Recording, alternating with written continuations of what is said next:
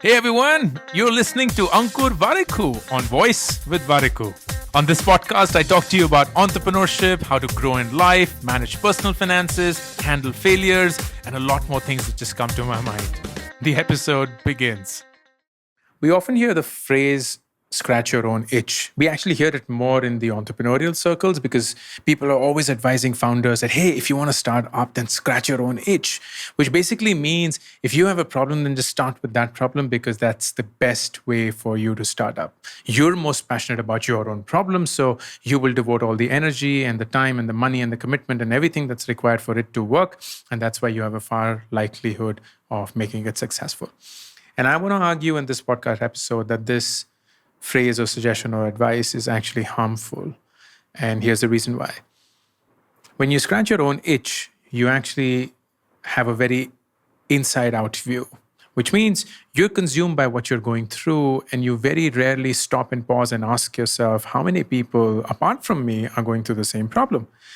It goes back to one of the things that Morgan Housel in his fantastic book, Psychology of Money. I don't know if you've read it. If you haven't read it, please pick this book up. It is a brilliant must read on money, Psychology of Money. That's the name of the book.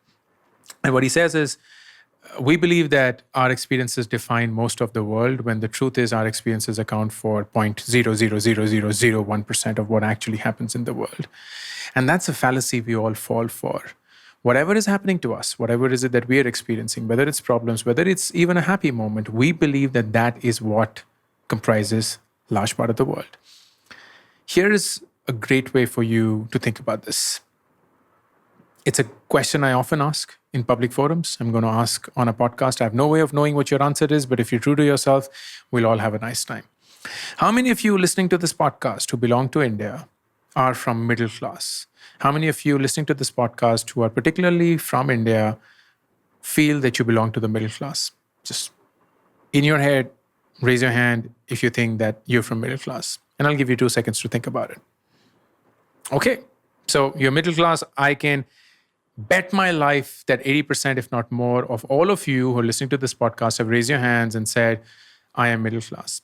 And then I'll go on to ask you, what's the definition of middle class? So I get these fascinating definitions. Oh, if you are always starving for money, you're middle class. You hand-to-mouth existence, you're middle class. You have values embedded, so you're middle class.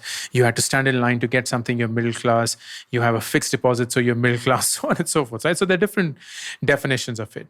So my next follow-up question is, what is the actual definition of middle class? What's the definition of middle class in India? And very few people know that. Very few people know what is actually the definition of middle class in India. The answer might shock you because here's the answer. Middle class in India means that you're earning between 8 to 10,000 rupees per month as salary. That is what middle class is.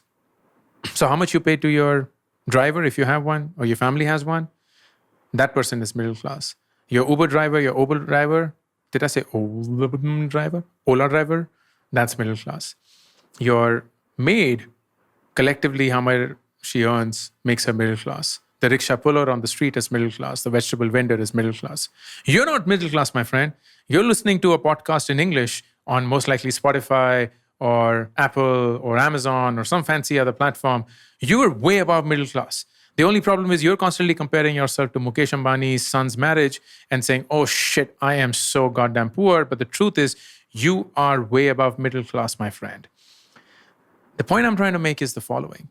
If I were to tell you, hey, why don't we create something for middle-class Indians? What are you going to do? You're going to start with yourself. You're going to assume that you are middle class and you're going to now go ahead and build something that works for you because someone told you, scratch your own itch, start from your own beliefs, start from your own worldviews, and that's great until it's not. The practical advice is it takes a lot for you to dissociate yourself from who you are and who you're building for or who you even want to think on behalf of. And that person could be marginally and dramatically different from who you are. You have to find that out as against assuming it. So when we scratch our own itch, we believe what we're going through is the normal. When we sit for interviews or when we send out emails or apply for jobs but don't get a response, we believe that that's how the world works. When we have a problem, and this is a classic problem I can share. My first startup was Gadi.com. And Gadi.com was started in 2009. It was meant to solve the problem of used cars in this country, buying and selling of them. And here's how we visualized it. We visualized it as a very painful process. We said, oh my God, if you have a used car, you have to go out in the heat and the sun, then you sit with the dealer, then you haggle that what price will he give, and then you will go to 2 other dealers, 3 other dealers, they will give you some other price, and then you'll be confused whether you should go for it or not. Then you'll go back to the first dealer, and then he'll just say, oh, I'm going to pay you only 50% in advance and then 50% after later, blah, blah, blah, blah, blah. It's such a horrible experience. Worse, if you want to buy a used car, because then you have to go to one dealer and they'll be like, no, we don't have the car, we don't match your budget. Then you go to another one, another one, another one. It's so painful. So what we're going to do is we're going to democratize this entire thing. We're going to build an online platform where you can list your used car if you have one to sell, and you can then go and connect with all the sellers if you want to buy one. And that's the best process, isn't it? The truth is, it wasn't needed. It wasn't needed because in our head, in our own fancy cocoon of ISB grads who thought that we had conquered the world and we were God's gift to mankind, we thought that the problems we faced or we felt we gave value to, which is it's so inconvenient to go out and to haggle with all these dealers and so on, we forgot to ask ourselves this question. Is this what most of the world goes through or not? Are we scratching our own itch, or are we scratching an itch that most people also have? And the truth is, in 2009, most people did not have this problem because the average age of ownership in a car is between 9 to 10 years in India. That means all the cars that were being sold or bought in 2009 as used cars were bought in the year 2000. And back then, there weren't many choices to make. There were only 3 or 4 models at best, so people just bought them. And that meant that in 2009, there were far lesser cars to be sold than there were people who were ready to buy. There was a classic demand-supply mismatch. And that demand-supply mismatch actually made the market efficient. If you had a used car, you went to a dealer, they gave you a price, and that was most certainly the best price you would get because they wanted that car, because that's the only way that they can sell something because they don't own it as yet. And if you wanted to buy a used car, you walked to a place and there was a dealer network that was already in tandem working together. So you walked in with your budget, and within that budget, you got a car, or you would never get a car anywhere else. That's how the market was in 2009. It's very different today. But back then, when we began solving this problem, we were scratching our own itch, making ourselves believe that the problems we were facing were the problems that everyone was facing, when in reality, that wasn't the problem we were facing. You extrapolate that to another scenario. You're applying and you're sending out these cold emails to recruiters, to hiring managers, to founders, to CEOs, to whosoever you want to, and you're not getting a response. And you're like, you know what? Cold emails don't work. Well, that's your experience. That's your experience, and it could be because the cold email you're writing does not work. The cold email that you are writing is not landing well.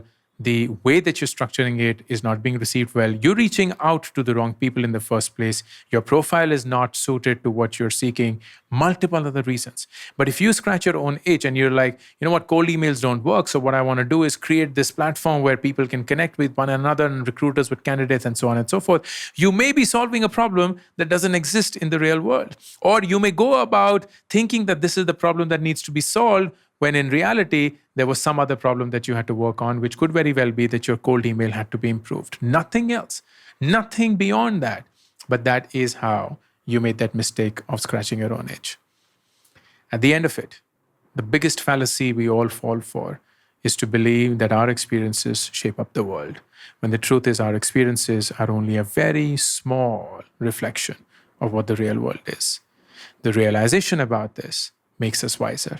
It makes us more humble, it makes us more absorbing, and it allows us to grow. Don't ever give up on that. All the best. Thank you for listening to this episode of Woice with Warikoo. To be notified of upcoming episodes, be sure to subscribe and follow the show on this app right now. Also, don't forget to rate and review the show because that just feels nice. Thank you.